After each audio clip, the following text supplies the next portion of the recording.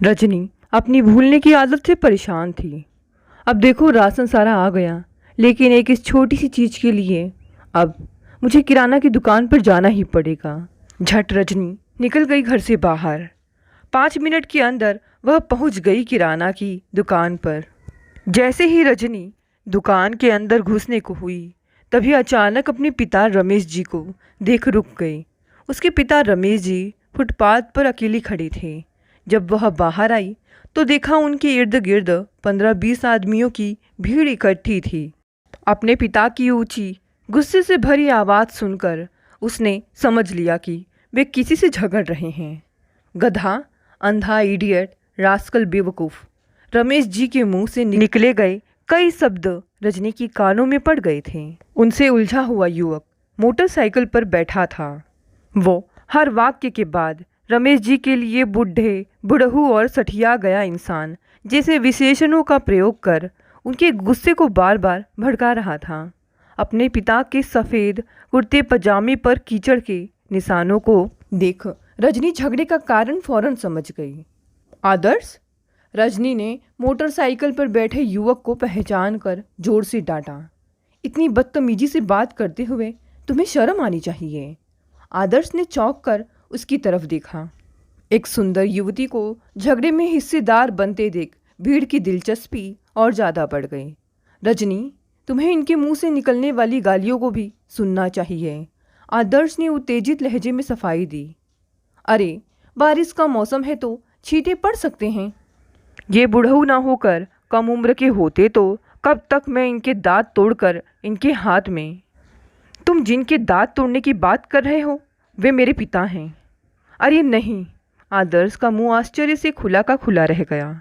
मैंने कभी सपने में भी नहीं सोचा होगा कि तुम एक बुजुर्ग इंसान से इतनी गंदी तरह से बोल सकते हो। सर, मुझे माफ़ कर दीजिए। गुस्से में मैंने जो गलत शब्द। माफ़ी और तुम जैसे घटिया बदतमीज इंसान को कभी नहीं। रमेश जी ने गुस्से से लाल होकर अपना फैसला सुना दिया। सर, आपने भी मुझे खूब डांटा है और अब शब्द मुझे तुमसे एक शब्द भी नहीं बोलना है। तुम इस नालायक इंसान को कैसे जानती हो बेटी? रमेश जी ने रजनी से पूछा। पापा, ये मेरे साथ ऑफिस में काम करते हैं। तुम इस बदमाश से अब कोई संबंध नहीं रखोगी। आदर्श, तुमने मेरे पापा के लिए जो अपशब्द मुंह से निकाले हैं उनके लिए मैं तुम्हें कभी माफ़ नहीं करूंगी, कह रजनी अपने पिता का हाथ थामकर वहां से चलने लगी। रजनी, मैं माफ़ी मांग तो रहा हूँ। आदर्श अब परेशान व घबराया सा नजर आ रहा था। मैं तुम्हें कभी माफ़ नहीं करूंगी। रजनी मुंह फेर कर चल दी। मैं तो चाहता हूँ कि तुम्हारे जैसे बदतमीज इंसान का मुंह काला कर उसे सड़कों पर घुमाया जाए, कह आदर्श को कुछ पल गुस्से से घूरने के बाद रमेश जी अपनी बेटी के साथ चल पड़े। आदर्श की मोटरसाइकिल स्टार्ट करते ही भीड़ ने छंटना शुरू कर दिया। घटनास्थल से विदा होते समय वह काफ़ी गंभीर नजर आ रहा था। रमेश जी ने घर पहुंचते ही अपनी पत्नी कुसुम को सारी घटना का ब्यौरा सुनाया। शाम को पार्क में घूमते हुए अपने हमउम्र दोस्तों से सारी बात कही। आज के युवा वर्ग के गलत व्यवहार को लेकर दोनों जगह उन्होंने अपने मन की कड़वाहट खूब निकाली। पापा, उसकी मुझसे बात करने की हिम्मत नहीं होती है ऑफिस में। जो मेरे पापा की बेइज्जती करे मैं उसकी शक्ल भी देखना पसंद नहीं करूँगी। रजनी के मुंह से यह बात 2 दिन बाद सुनकर रमेश जी के मन को बड़ा चैन मिला। उनका आदर्श से झगड़ा रविवार के दिन हुआ था। अगले रविवार तक वे सारी बात को लगभग भूल चुके थे, लेकिन आदर्श के माता पिता को अचानक अपने घर आया देख उनके मन में पूरी घटना की याद फिर से ताज़ा हो गई। अपने यूँ अचानक आने का मकसद आदर्श की माँ संगीता ने आंखों में आंसू भरकर उन तीनों के सामने बयां किया। भाई साहब, आदर्श सप्ताह भर से ना ठीक से खा रहा है न सो रहा है। ढंग से हंसना बोलना पूरी तरह से भूल गया है। उसका उदास मुरझाया चेहरा हमसे देखा नहीं जाता। बड़ा गहरा सदमा लगा है उसे।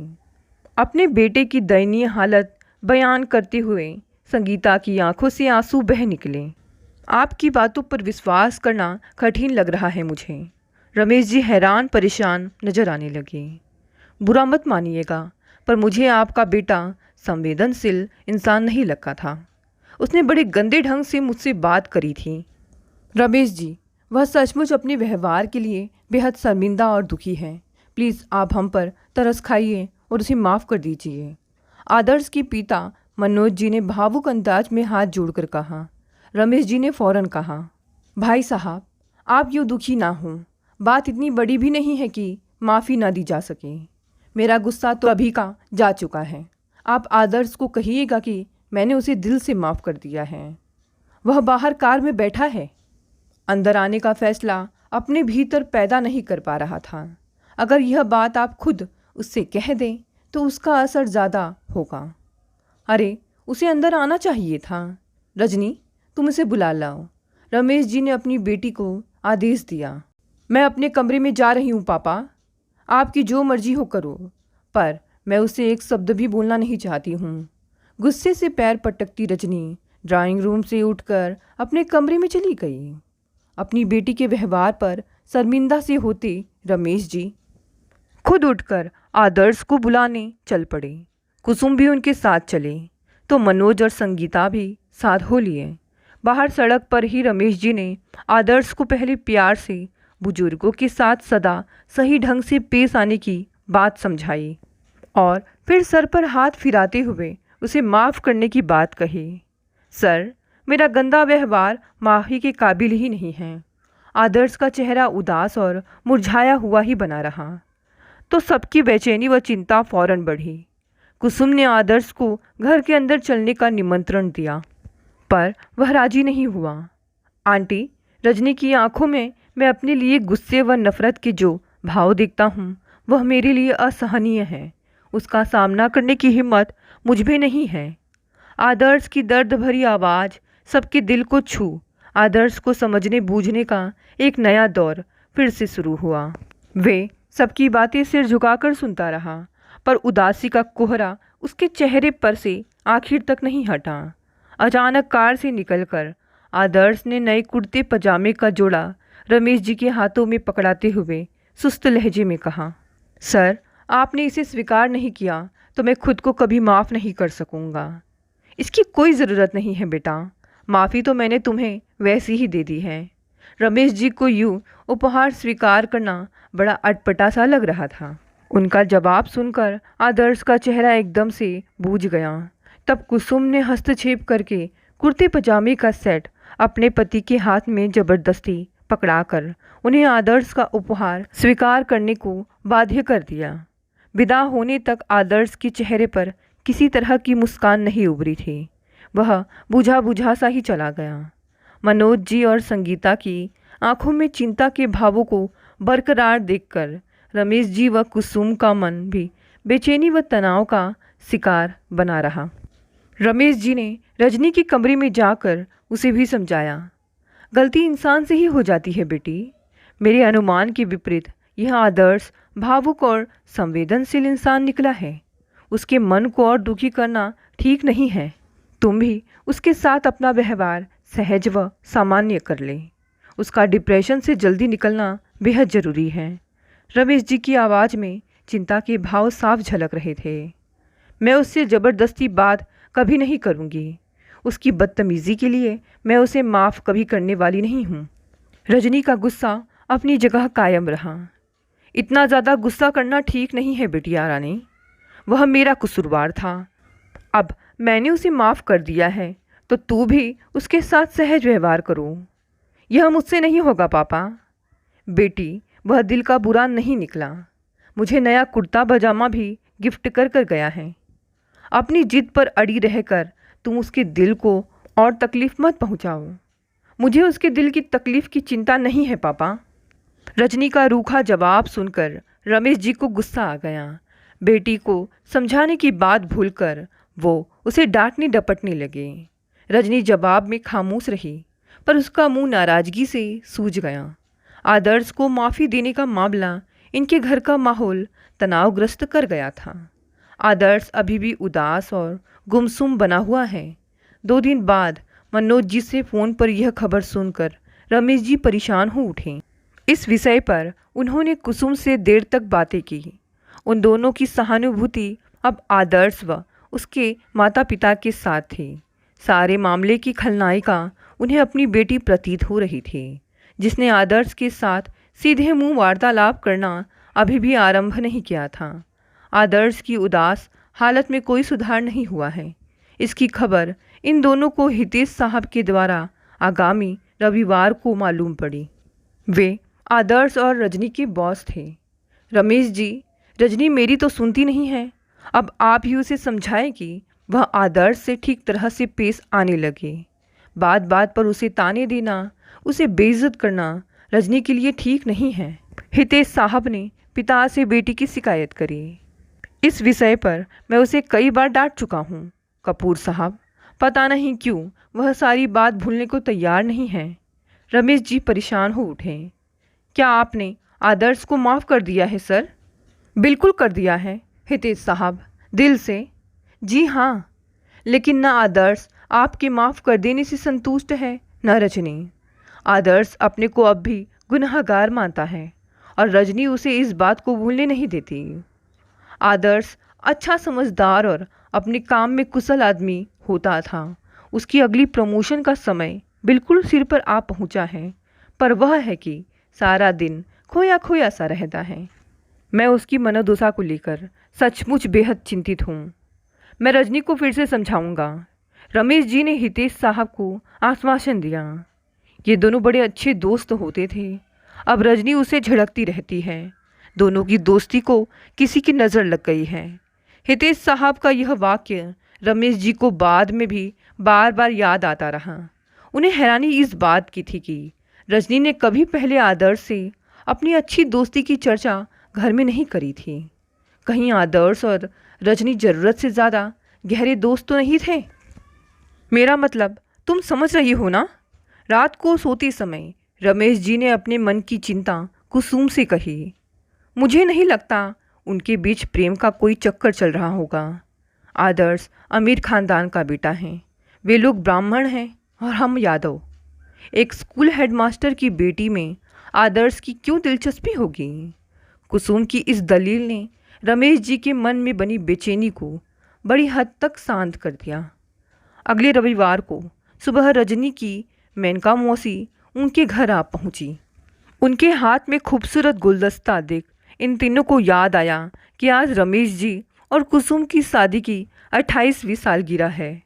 साली साहिबा, अब तक तो तुम आज के दिन कभी गुलदस्ता नहीं लाई थी। आज क्या खास बात है जो इतना सुंदर गुलदस्ता भेंट कर रही हो? रमेश जी ने अपनी साली को छेड़ते हुए सवाल पूछा। जीजाजी, मैं तो इस बार भी आपके लिए स्वेटर ही लाई हूँ। ये फूल तो आदर्श ने भेजे हैं। मेनका ने रहस्यमयी अंदाज में मुस्कुराते हुए जवाब दिया। आदर्श ने? रमेश जी चौंके। तुम इसे कैसे जानती हो? अरे, वह हमारी कॉलोनी में तो रहता है। जीजाजी, अच्छा, पर तुमने कभी जिक्र तो नहीं किया उसका? उसका मौका ही नहीं पड़ा। अच्छा, यह बताइए कि आप उसे माफ़ क्यों नहीं कर देते हो? वह अपनी गलती मान तो चुका है जीजाजी। रमेश जी ने अपने माथे पर हाथ मारते हुए कहा। अरे, मैं अपने उस चाचा को सैकड़ों बार माफ़ कर चुका हूँ। अब कैसे समझाऊँ मैं उसे यह बात? वह बेचारा बड़ा दुखी नजर आ रहा था। रजनी, तुम उससे सीधे मुंह बात क्यों नहीं करती हो? मेनका ने उसे प्यार भरे गुस्से से घूरा। मौसी, मैं तो उससे बात ही नहीं करती हूँ, रजनी ने मुंह बनाकर जवाब दिया। मुझे अब आदर्श से नहीं बल्कि अपनी बेटी से कहीं ज़्यादा शिकायत है। यह उससे कहीं ज़्यादा बड़ी बदतमीज साबित हो रही है। रमेश जी को एकदम गुस्सा आ गया। कुसुम और मेनका ने फौरन उन्हें शांत किया। रजनी ने खामोशी की चादर ओढ़ ली। आदर्श के मन में जो अपराध बोध का भाव बैठ गया है, उसे जल्दी से हटाना बेहद ज़रूरी है जीजाजी। उसकी उदासी की जड़ें गहरी होकर उसके व्यक्तित्व को बिगाड़ती जा रही है। मेनका ने चिंतित लहजे में अपनी राय प्रकट करी। तुम ही सलाह दो कि हम क्या करें। कुसुम ने अपनी छोटी बहन की तरफ आशा भरी नज़रों से देखा। मेरे ख्याल से हमें आदर्श और उसके माता पिता को आज शाम को यहाँ खाने पर आमंत्रित करना चाहिए। पार्टी के माहौल में आप दोनों उसके मन की परेशानी जरूर दूर कर सकेंगे। हाँ, यह ठीक सलाह दी है तुमने। रमेश जी ने मेनका के प्रस्ताव को फौरन मंजूरी दे दी। किसी से कुछ भी कहे बिना रजनी वहाँ से उठकर अपने कमरे में चली गई। उसके ऐसा करने से घर का माहौल कुछ भारी ही बना रहा। रमेश जी ने फ़ोन पर मनोज जी को सब परिवार अपने घर रात का खाना खाने को निमंत्रण दे दिया। उनकी आवाज़ में आदर्श को लेकर व्याप्त चिंता व दुख को रमेश जी ने साफ महसूस किया। मनोज, संगीता और आदर्श रात 8 बजे के करीब उनके घर आ गए। आदर्श का मुरझाया चेहरा किसी की आंखों से छिपा नहीं रहा। रमेश जी के सामने आकर आदर्श कुछ कहता, उससे पहले ही उसने उससे कहा, बरखुरदार, तुम आज माफ़ी शब्द को अपनी जबान पर लाओगी ही नहीं। मेरा मन बिल्कुल साफ है। तुम मुझे उस दिन की सारी घटना सदा के लिए भूल जाने का आश्वासन दो, तो यह मेरे लिए सबसे अच्छा उपहार होगा। आदर्श ने उनकी बात का कोई जवाब देने के बजाय झुककर उनके पैर छू लिए। रमेश जी ने भावुक होकर उसे गले से लगाया तो रजनी को छोड़ वहाँ उपस्थित तीनों महिलाओं की पलकें गीली हो उठी। आज खूब हंसते मुस्कुराते हुए पार्टी का आनंद लो आदर्श। कुसुम ने पास आकर उसकी पीठ को प्यार से थपथपाया। जब रजनी मुझसे हंसकर नहीं बोलती है तो मैं वैसा कैसे कर सकूँगा? आदर्श ने तनावग्रस्त लहजे में रजनी की तरफ देखते हुए सवाल पूछा। सबकी नज़रों का केंद्र एकाएक रजनी बन गई। उसने खामोश रहते हुए अपनी नज़रें झुका ली। तुम रजनी की तरफ ध्यान ही मत दो आदर्श, मेनका ने उसे मुस्कुराते हुए सलाह दी। मैं उसका दोस्त बने रहना चाहता हूँ आंटी। वह धीरे धीरे सहज हो जाएगी आदर्श। वह मुझे शायद कभी माफ़ नहीं करेगी आंटी। आदर्श भावुक हो उठा। क्या यह तुम्हारे लिए बहुत महत्वपूर्ण है कि वह तुम्हें माफ़ कर दे? वह मुझे माफ़ करेगी तब भी तो मैं खुद को माफ़ कर पाऊँगा आंटी। मेनका ने रजनी की तरफ घूमकर कहा। रजनी, तुम इसे दिल से माफ़ कर दो। रजनी ने न अपनी खामोशी भंग करी और ना ही नज़रें उठाई। यह मामला तो पेचीदा हो गया है, पर इसका एक हल मेरी समझ में आ रहा है। मेनका एकाएक गंभीर हो गई। वह हल क्या है? अपने बेटे के मानसिक स्वास्थ्य के प्रति चिंतित संगीता ने फौरन उत्सुकता जाहिर करी। जीजाजी, कुसुम दीदी, क्या आप दोनों आदर्श को अब नेकदिल इंसान मानते हो? संगीता को जवाब न देकर मेनका अपनी दीदी व जीजाजी की तरफ घूमी। हाँ, उन दोनों ने एक साथ जवाब दिया। और आप दोनों आदर्श को हंसी खुशी से बड़ा देखने के इच्छुक हैं ना? वह फिर संगीता व मनोज जी की तरफ घूमी। अपने बेटे की हंसी खुशी से ज़्यादा हमारे लिए कुछ भी महत्वपूर्ण नहीं है, मनोज जी ने भावुक होकर जवाब दिया। और आदर्श की हंसी खुशी अब रजनी के हाथों में है। मुझे लगता है कि अगर हम इन दोनों को दोस्ती से कहीं ज़्यादा मजबूत रिश्ते में बांध दें तो सारी समस्या का समाधान खुद ब खुद हो जाएगा। मेनका का इशारा किस तरफ है इसे समझने में किसी को भी ज़्यादा समय नहीं लगा। मैं रजनी को अपनी बहू बनाने को बिल्कुल तैयार हूँ। सारी समस्या का इससे बढ़िया समाधान हो ही नहीं सकता है। संगीता की ममता ने अपने बेटे की खुशियों की खातिर इस निर्णय पर पहुंचने में मनोज जी से कोई सहायता नहीं ली। मनोज जी ने अपने बेटे आदर्श को पिछले कई हफ्तों में पहली बार खुशी से मुस्कुराते देखा तो वे भी खुश हो उठे। आपके घर से रिश्ता जोड़कर हमें बेहद प्रसन्नता होगी। मनोज जी ने आगे बढ़कर रमेश जी के कंधों पर दोस्ताना अंदाज में हाथ रखा। भाई साहब, मैं दहेज में ज़्यादा, हमें दहेज नहीं, अपने बेटे का अच्छा स्वास्थ्य व खुशियाँ चाहिए। मनोज जी ने उनके मुंह पर हाथ रखकर उन्हें खामोश कर दिया। हम दूसरी जाति के। कुसुम को आगे बोलने से संगीता ने रोका और अपने गले से लगा लिया। आदर्श की हाँ तो उसकी मुस्कुराहट से ही जाहिर हो रही थी। रजनी, अब तुम भी अपना जवाब सुना दो। मेनका की इस पेशकश ने रजनी को फिर से सबकी नज़रों का केंद्र बना दिया। रजनी धीरे धीरे चलकर मेनका के पास आई और उनके कान में बेहद धीमे फुसफुसा कर बोली, मेरी प्यारी मौसी, बधाई हो। आपका मार्गदर्शन पाकर मैं अपना मनपसंद जीवन साथी पा गई हूँ।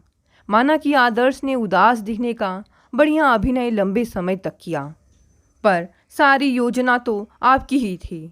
दहेज व जात पात के झंझट से बचाकर हमारी शादी पक्की कराने के लिए आपका फिर से धन्यवाद। अपनी मौसी का गाल चूमकर रजनी अपने कमरे में भाग गई। वह कह रही है कि अगर भविष्य में कभी माफ़ी ना मांगने का वादा आदर्श करे तो वह इस शादी को हाँ करती है। मेनका की इस बात पर सबका सम्मिलित ठहाका ड्राइंग रूम में गूंज उठा और सब एक दूसरे को नए रिश्ते में बंधने की शुभकामनाएं देने लगे।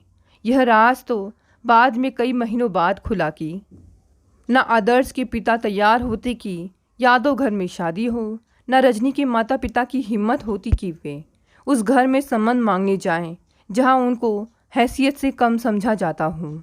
रजनी के पिता हेडमास्टर ही थे, पर वे अपने छात्रों में बेहद लोकप्रिय थे और उनसे पढ़े बच्चे अब IAS, MBA, CEO बन गए थे। सबने तय कर रखा था कि रमेश जी के रिटायर्ड होते ही एक बड़ा कोचिंग सेंटर खोला जाएगा जिसकी सारे देश में ब्रांचें होंगी। रजनी जानती थी कि उसके पिता के गुण क्या है और वह नहीं चाहती थी कि आदर्श के पिता कभी उन्हें हीन समझे। तभी तो उनकी मौसी की बात से बात बनी। दोस्तों, ये छोटी सी कहानी यहीं समाप्त हो गई। कहानी पसंद आई तो इसे लाइक, शेयर, कमेंट करें। नए हैं तो इस चैनल को भी सब्सक्राइब कर लें। धन्यवाद दोस्तों, मिलते हैं अगली नई कहानी से।